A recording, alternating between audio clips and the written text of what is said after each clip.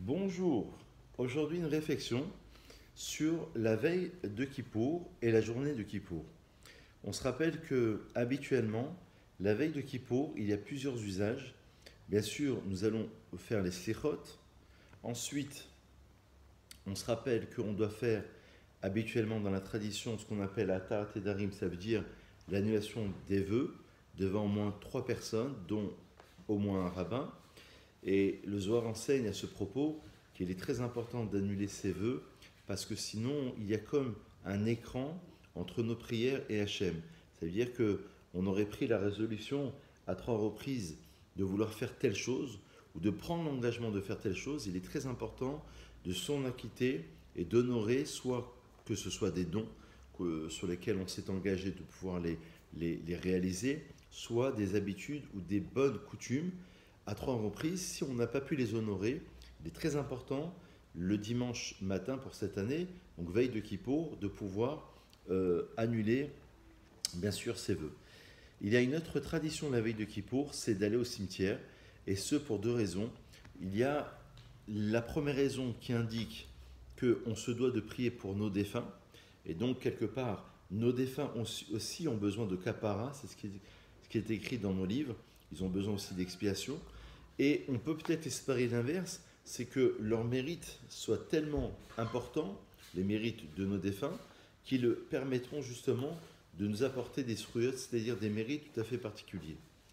Habituellement, veille de Rosh Hashanah et veille de Kippour, on se rappelle que l'on doit aller au mikvé. Pour les hommes, je parle. Les femmes, c'est obligatoire une fois par mois, vous le savez, d'après le cycle biologique. Mais pour les hommes, c'est une bonne coutume.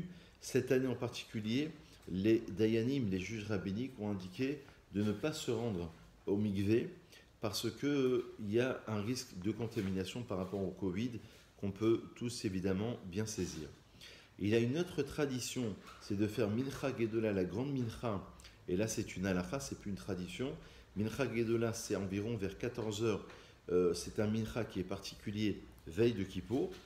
Et enfin, il y a aussi les fameuses caparottes. Tout ceci, c'est veille de Kippour.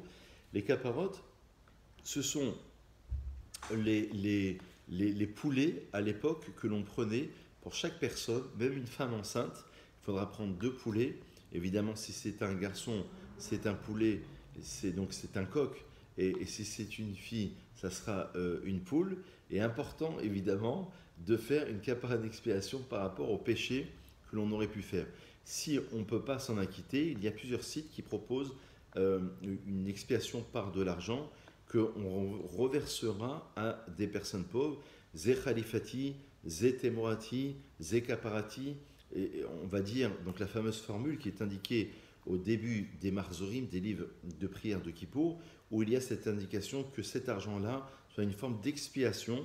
Alors on a fixé à peu près, au minimum c'est entre 5 et 10 euros, chacun fera selon ses capacités, quelqu'un qui a des moyens pourra faire par personne beaucoup plus, on pourra estimer à 26 euros, mais c'est un minimum entre 5 et 10 euros par personne. Alors donc on devra le faire évidemment dimanche, veille de la journée de Kippour. Cet argent, on pourra s'en servir pour des personnes les plus démunies, pour les yeshivot, pour les centres d'études, etc.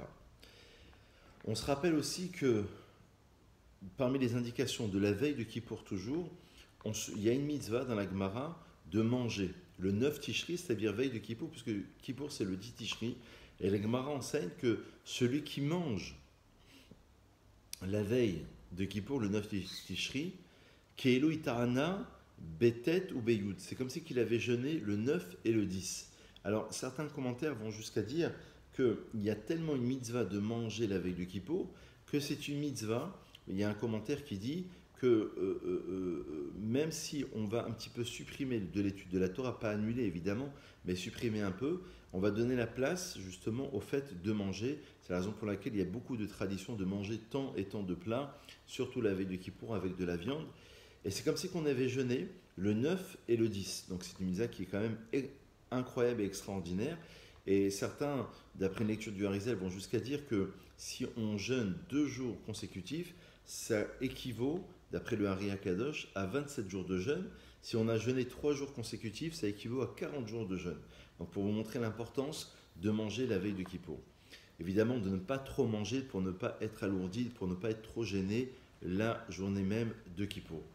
Ensuite, on se rappelle que on va commencer le jeûne juste au moment du coucher du soleil, donc 1 minute avant, à peu près le coucher du soleil. On se rappelle que lorsqu'on se rend à la synagogue, on se doit de mettre son talit parce que c'est comme un or makif d'après la Kabbalah, une lumière qui va encercler, qui va entourer l'individu. D'après la halakha, on se rappelle qu'on ne fera la bénédiction sur le talit qu'à partir du moment où profondément on l'aura mis avant le coucher du soleil. Donc si c'est après le coucher du soleil, on mettra le talit, mais sans faire la bracha.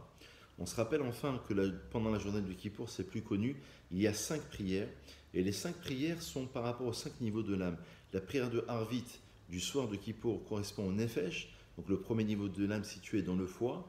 Le deuxième niveau est celui de Rouar, c'est la prière du matin, Shacharit. Moussaf, c'est la Neshama. Chaya et Yechida, c'est Mincha et Neila. Donc, arrivé à la Neila, on considère que les portes du ciel peuvent se refermer.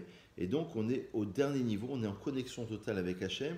C'est la raison pour laquelle on lit à 7 reprises Hachem ou Elohim, Dieu est Dieu. Sous-entendu, Hachem Yudke Vavke, qui est le Dieu qui est au-delà de la nature.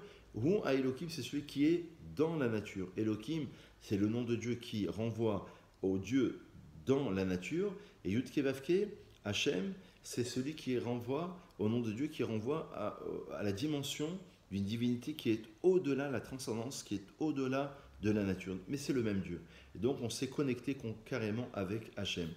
Pendant la journée du Kippour, on se rappelle qu'on va lire à 26 reprises, 26 c'est bien connu, c'est le nom du Shem Havaya, le nom d'Hachem, du nom divin.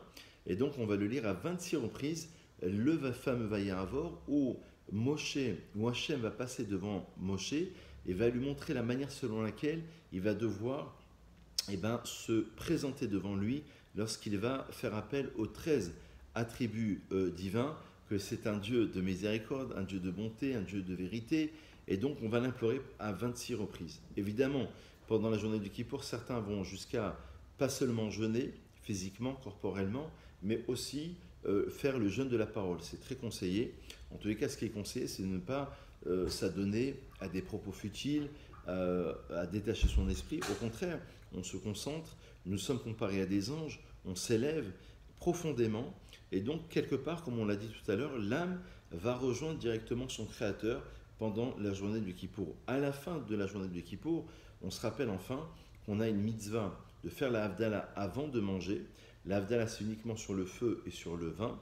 La halakha préconise que le feu avec lequel on va faire la Havdalah pour se séparer de la journée de Kippour, ce sera le feu que l'on aura allumé avant la journée de Kippour. Ner chez Shabbat, ça veut dire qu'on va utiliser cette flamme qu'on aura allumée avant Kippour, et donc qui sera restée allumée pendant toute la journée du Kippour, avec laquelle nous allons faire justement la Havdalah. Certains, après Kippour, s'ils ont encore la force, vont faire même Birkat Elevana, la bénédiction sur la lune. Et dans la halakha, il est même préconisé de commencer à construire la soukha, parce que à la fin de Kippour, le 10 Tishri, donc le 11, 15 Tishri, ce sera Sukkot, on fera un cours si Dieu veut dessus, il y a 5 jours précisément entre le 10 et le 15, il y a 5 jours pendant lesquels la Gemara dit qu'on ne faute pas, parce qu'on est en connexion totale avec Hachem. Le Ari Akadosh enseigne à partir du verset Semolo Tachad et Roshi, Semolo sa gauche, elle est sous ma tête, ça correspond entre Rosh Hashanah et Kippour. La gauche, c'est Midat Adin. Vimino Techabekeni, sa droite, elle m'enlace. C'est justement de Kippour où on est comparé à la droite d'Hachem. Cette symbolique renvoie à la bonté. Ça veut dire qu'on est carrément entouré par la bonté d'Hachem. Vimino Techabekeni, c'est-à-dire qu'on est entouré, on est enlacé par Hachem. Ça représente évidemment les 3 barrières, les 3 parois de la soukha. Donc voilà un petit peu en quelques mots ce qu'on pouvait dire en termes de rappel concernant la veille de Kippour. Évidemment, un très bon jour de jeûne, la santé, la joie, une grande réfouach shlema pour tous ceux qui en ont besoin, pour tous nos malades, la paix en Israël et évidemment, Tzom Kal, un bon jour de jeûne, que nos prières soient agréées par l'Éternel. À très vite.